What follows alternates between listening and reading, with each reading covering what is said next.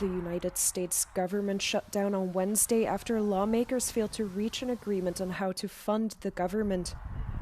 On Tuesday, Senate Democrats voted down the last-ditch Republican bill to extend federal funding for 7 more weeks. As Republicans only have 54 seats in the Senate and need 60 votes, Democrats use that as leverage in an effort to achieve their policy goals regarding health care. Both sides had blamed each other for the imminent shutdown and refused to budge from their positions. Now that a lapse in funding has occurred, roughly 750,000 federal workers are expected to be furloughed or potentially laid off by the Trump administration. Those that stay on the job won't get paid until after the shutdown ends. The last government shutdown lasted for 35 days from December 2018 until January 2019 during Trump's first term as president. That shutdown had been the result of a dispute over immigration and border security. The Portuguese government on Tuesday adopted stricter immigration laws to make it harder to enter the country, pushed through with the support of the far right. The centre-right parliamentary majority approved the revised bill after the Constitutional Court blocked its previous version for being too harsh on immigrants' family members seeking to join them. While all the left-wing parties voted against the bill, the two largest parties approved more than a dozen amendments to the decree, with the overwhelming support of the right-wing parties represented in the chamber. The raft of measures approved stipulates that only highly skilled workers are eligible for job search visas, and from now on, family reunification for immigrants will only apply after at least 2 years of legal stay. Lawmakers are still debating another element of the reform regarding conditions for acquiring Portuguese nationality. 2024 records show more than 1.5 million non-Portuguese people were living in Portugal, around 15% of the total population, and nearly 4 times more than in 2017.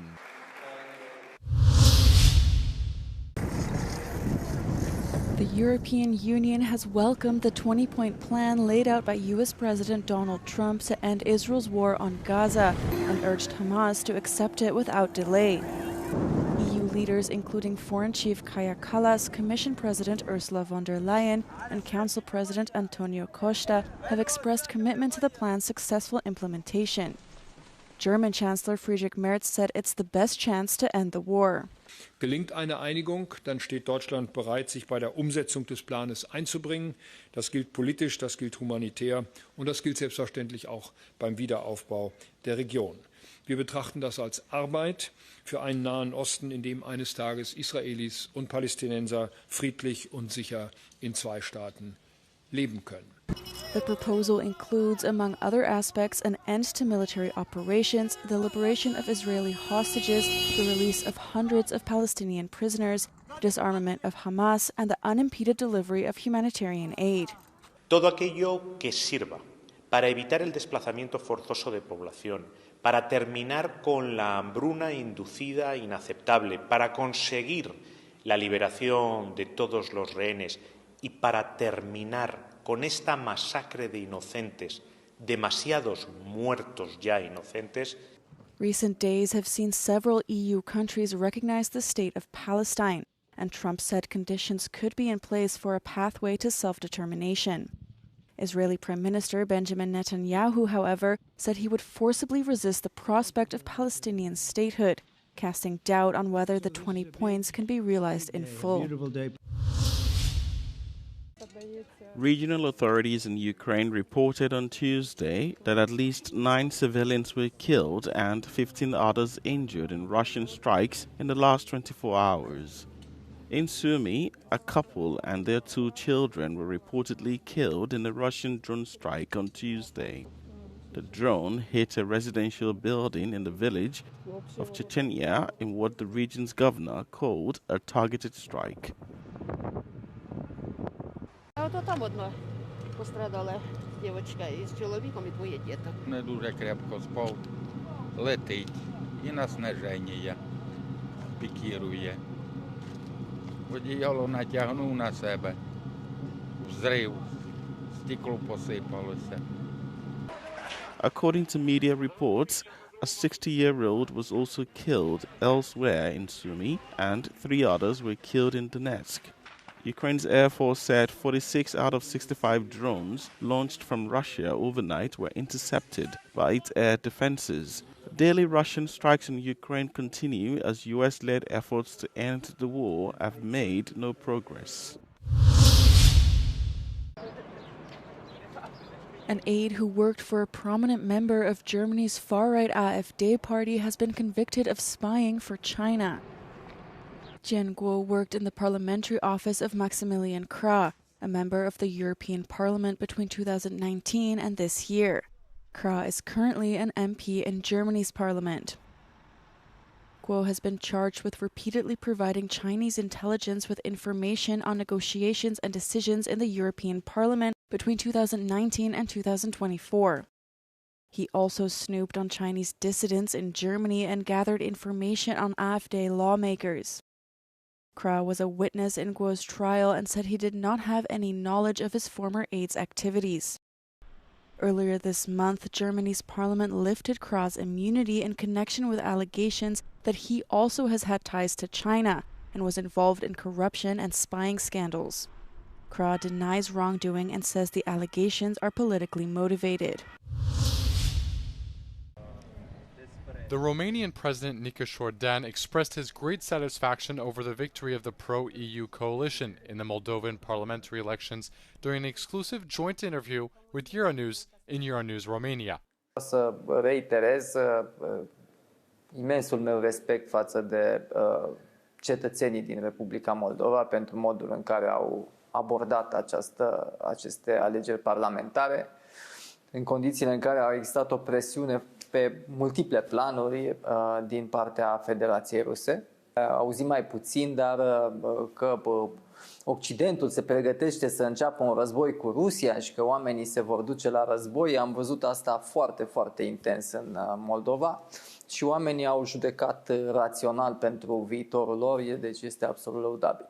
After the electoral success of the pro-EU bloc in Moldova, the Romanian president thinks that the Moldovan government has the political opportunity to speed up the negotiation process to join the Union.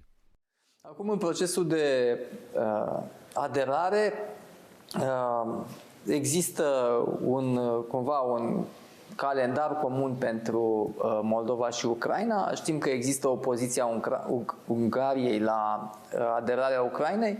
Ce se va întâmpla este că foarte multe, indiferent de contextul sau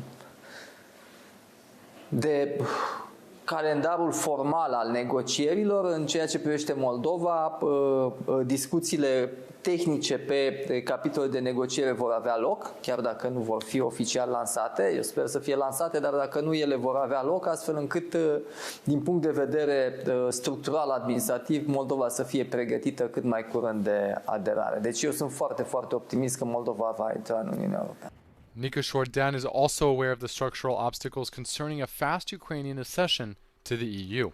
Sunt optimist pentru Ucraina. Acolo există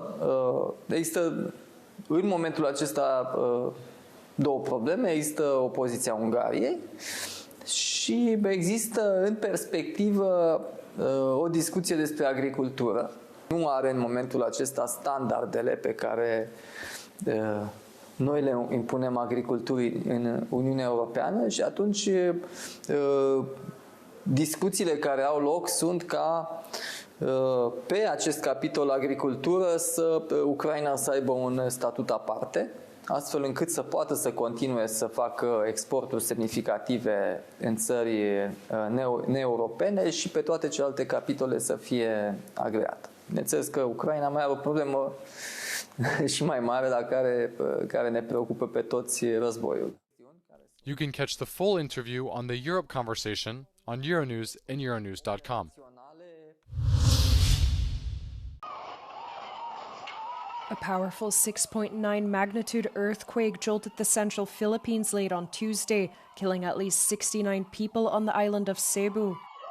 Efforts are underway by the government to search for survivors and restore power and water supplies. Authorities fear the death toll is further expected to rise.